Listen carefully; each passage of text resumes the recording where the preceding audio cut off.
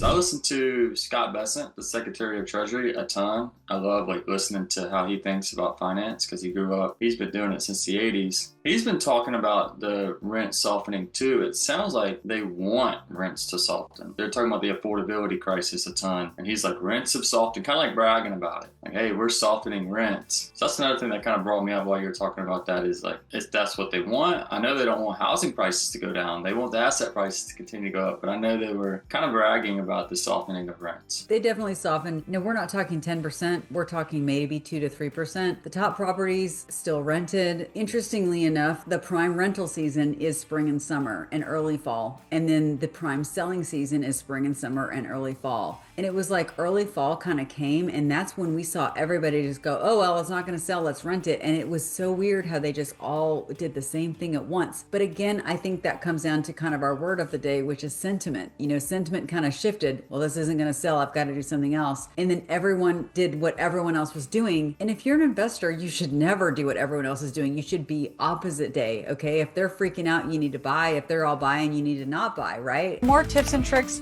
Follow Sid Was Here on Instagram and all other channels.